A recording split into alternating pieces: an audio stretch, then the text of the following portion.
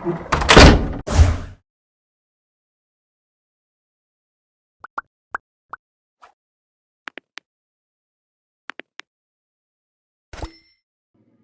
3D scene एकदम real world की तरह दिखना चाहिए। उसके लिए हमारा सीन प्रोपोर्शनली करेक्ट होना चाहिए।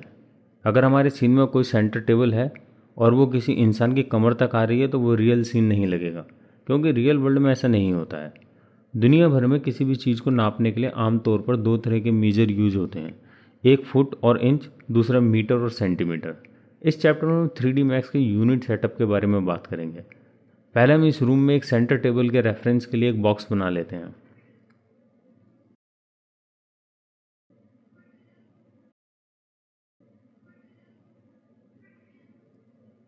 अभी हमारा बॉक्स सेलेक्ट है। इधर मॉडिफायर पैनल में बॉक्स की हाइट, विड्थ और लेंथ नंबर में देख सकते हैं। अभी हमें ये नहीं पता कि नंबर किस चीज़ को रिप्रेजेंट कर रहे हैं, फीट को, इंच को, या मीटर को, या सेंटीमीटर को। इसको ठीक से समझने के लिए हम यूनिट सेटअप खोल लेते हैं। यूनिट सेटअप के लिए आप कस्टमाइज में जाइए। नीचे से तीसरा नंबर यूनिट सेटअप का दिया हुआ है। ये हमारी यूनिट सेटअप विंडो है। यहाँ पर by default generic unit select है। जेनेरिक बाय डिफ़ॉल्ट इंच को रिप्रेजेंट करता है, तो हम कह सकते हैं कि हमारे बॉक्स की जो XYZ वैल्यू है वो इंच में है। थोड़ी देर के लिए यूनिट सेटअप को बंद कर देते हैं। यदि हमारी सेंटर टेबल 2 बाय 4 फीट की है तो इसकी लेंथ के लिए हम 48 इंच भर देते हैं और चौड़ाई के लिए 24 इंच भर देते हैं और इसकी हाइट रखते हैं 18 इंच।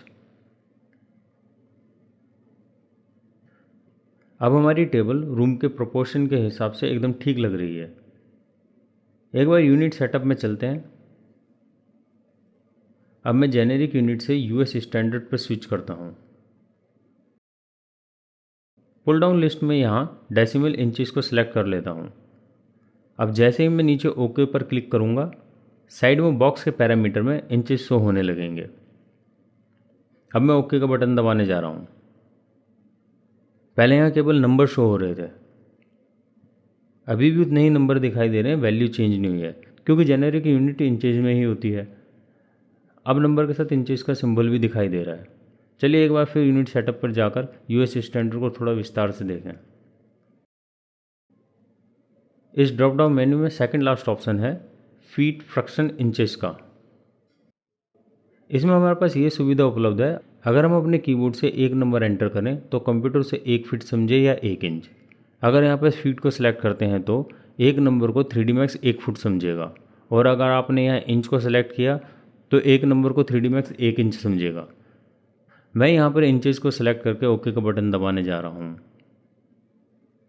यहाँ पैरामीटर में आप देखिए, अब वैल्यू को 3D मैक्स फीट और इंच में दिखा रहा है। अब हम कीबोर्ड की एंट्री द्वारा टेबल की हाइट को चेंज करेंगे। मैं हाइट को 1.5 फुट की जगह 2 फुट 4 इंच कर देता हूँ।